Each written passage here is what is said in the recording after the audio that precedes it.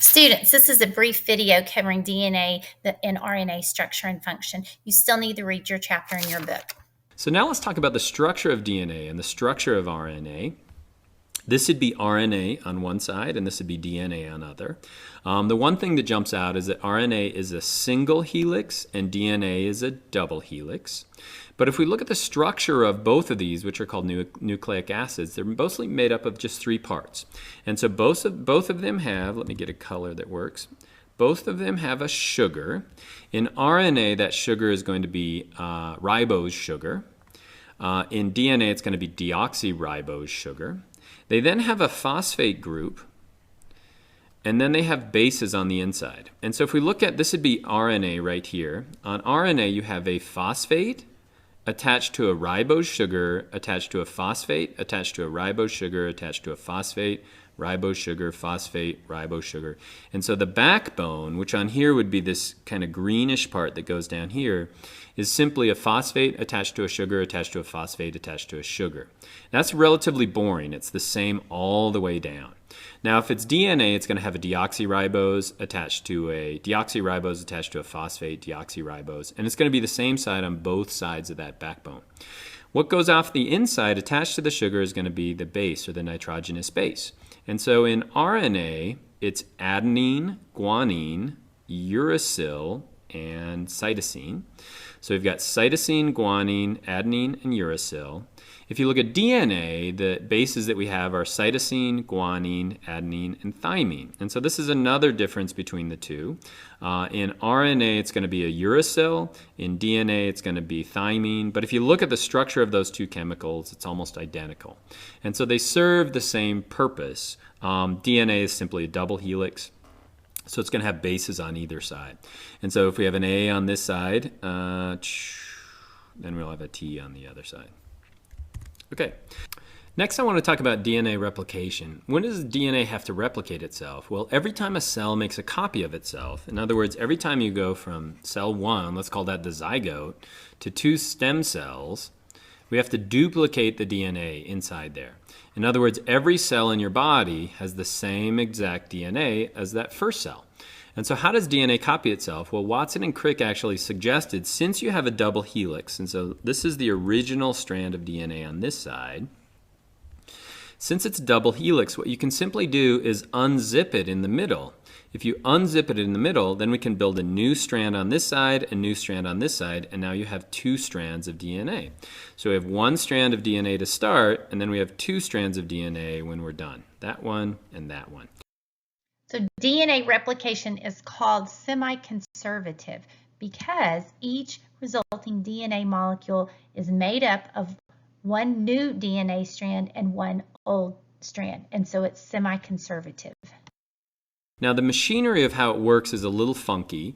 You can only add new letters on the 3' end, and so on one side, the DNA polymerase, which is an enzyme that simply adds new bases or new nucleotides to the other side of the DNA. It'll run really smooth on this side, which is called the leading strand. On the other side, it kind of has to backstitch or work in the opposite direction. But essentially what you have is when you're done, it's unzipped, and now we have 2 new strands of DNA. And they're identical to that first strand. And so then that DNA is split into each of the cells as we go through Next, I want to talk about central dogma. So after they figure out the structure of DNA, mostly Francis Crick goes on, and he actually coins this term, the central dogma. He then wants to figure out, well, how does DNA actually make us? If it's the secret of life, how does it actually make us? Well, the central dogma explains how DNA makes RNA, and that process is called transcription. RNA will then make proteins. The proteins make the phenotypes, and the phenotypes eventually make. So the central dogma states that the information contained in the genes flows in a specific direction, and that direction is going to be starting with the DNA, from the DNA to an RNA to proteins. Make you. And so the central dogma explains how we can go from DNA to actually you. The first step is going to be called transcription. I always remember the script means to write. And so what we have is we have our DNA. So this is going to be our DNA right here. This is going to be a gene, so it's a portion that we actually want to make a protein out of. There's an enzyme called RNA polymerase. So what RNA polymerase, just like DNA polymerase is going to do, is it's going to drive down the DNA. So RNA polymerase will drive down the DNA, and as it does that, it makes a copy behind itself, and that copy is going to be messenger RNA. So if we go again, after RNA polymerase is done and it leaves, we now have messenger RNA. And so we started with DNA, that's going to be this double strand right here, but after RNA polymerase has gone by, we now have messenger RNA, or there's a message. Now the DNA right here will stay within the nucleus.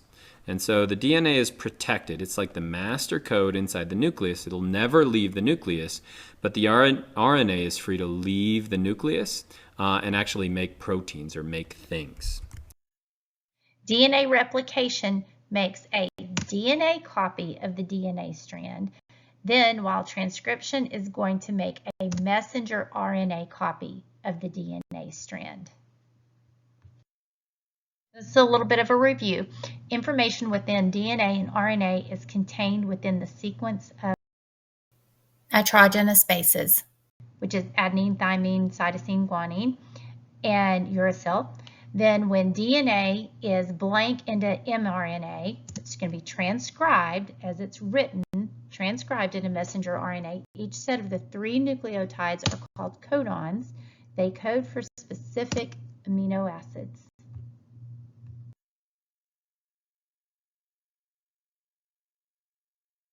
Okay, how does it make things? Well, that RNA is going to move out into the cytoplasm. So here's our RNA. It's this long stretch. And so what it'll do is it'll feed through something called a ribosome. So this big green structure is going to be called a ribosome. Every 3 letters of the RNA is going to match on 3 letters of a tRNA. That's what this is. It's a different type of RNA. It's called transfer RNA. And that transfer RNA is going to bring in 1 amino acid. Amino acids are the building blocks of proteins. And so what will happen is that amino acid will attach onto the string of all the other amino acids in this proteins. And then everything shifts over. So now we'll have the next one come in, and the next one come in, and the next one come in. And so what do we do here? Well, we're going from RNA, in this case it's the messenger RNA, and what we're going to end up with right here is going to be a protein. Oops, let me write that more correctly. A protein is going to be what you're made up of. So when you look at my hair or the keratin or the color of my eyes, those are all proteins. And the proteins are actually made by the ribosomes, and those are actually made in the cytoplasm. So now we've gone from the message of the DNA to the message of the RNA, and now we've translated that into a protein. So translation is moving the messenger RNA actually into a protein. So it's going to be translation. It takes place in the cytoplasm of the cell, not in the nucleus, but in the cytoplasm. So the first phase of translation that brings together the messenger RNA and the transfer which is tRNA complex, is going to be your initiation. The second phase includes the polypeptide chain. It increases in length 1 amino acid at a time, and that is called elongation. Then the final phase occurs when there is a stop codon that appears, and that is going to be termination.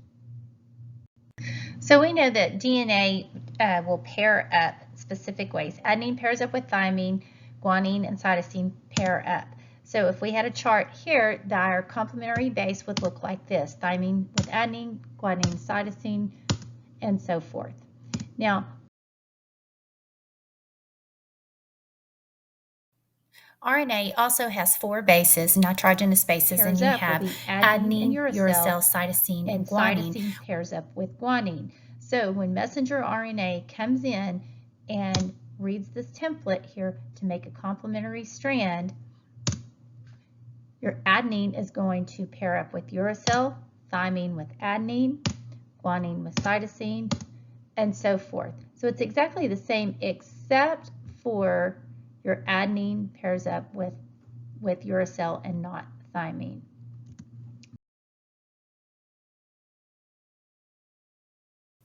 What's unique about this is we're going to take 3 nitrogenous bases and put them together, and they will be called codons. And 3 codons. We're going to use these same 3 codons on the next slide. So here's our messenger RNA translation here. We brought our codons over from the previous page. So we have UAC, CGU, GAC, and then I added one more. So when we have a table like this, a codon chart, we can use this table to translate a genetic code into a sequence of amino acids. Your amino acids are listed here on the outside. So the standard genetic code is traditionally represented as RNA codon table because when proteins are made by a cell, by the ribosomes, it's that messenger RNA, that mRNA, that directs the protein synthesis. The mRNA sequence is determined by the sequence of this beginning DNA. So let's take our codons right here, we have 4 here, and let's translate those into amino acids. Remember, those amino acids are going to be what makes up proteins, and specific amino acids will code for specific traits, so those proteins, so it will tell if you have brown hair or blue eyes, and all those combined together. So let's take our first one, UAC. So I've already put it up here that it's tyrosine. Well, how did we find that? Tyrosine would be right here. So to find it, you would start with your first base, this U. You stay in this quadrant when you find it. You always start in the center. Find your U, and you stay in this red area, this quadrant. The next base that you have is an A for adenine. So from here, you find your adenine. Now you're going to stay in this quadrant, and you're looking for cytosine. Here's your cytosine. And look, if you stay in that quadrant, it directs you straight up to tyrosine. So our next base would be, or codon would be CGU. Let's see if we can do this one. We're going to start with our C, our first base in the center. Here's our cytosine. We stay in this yellow area. We're going to move down to guanine. Here's our G. And now we're going to move to our next base, which is uracil. Right here's where I'm getting that, uracil. So find it here. It's right here, this green. And it directs us to arginine. So CGU codon is, for the amino acid, is arginine. If we take GAC, again, start in the center. Here's your G. Now we stay in this quadrant. We move to our A. We now stay in this quadrant, move to our C. Notice there's a line here, so we're going to stay on this side of it. And then it directs us to ASP, which is aspartic acid. And our final one, AAG, you start here again in the center with A, move to your next base, which is A, and your third base is a G. So you have to stay within, it's right here. This blue, here's your G, and so here is your abbreviation LYS, which is going to be lysine. So all of these amino acids right here, tyrosine, arginine, aspartic acid, and lysine, all of these amino acids are going to group together and form polypeptides, which make up our proteins. So what do the proteins create? Proteins eventually create phenotypes. And so phenotypes are going to be what you physically look like. And so remember when we talked about evolution, the peppered moth in general will look like this. It's going to be this white appearance. But if you add one gene to that, or one mutation, what you'll get is this appearance. In other words, just by changing the gene a little bit, we can get this huge phenotype. That phenotype change is going to be the physical characteristic that you have.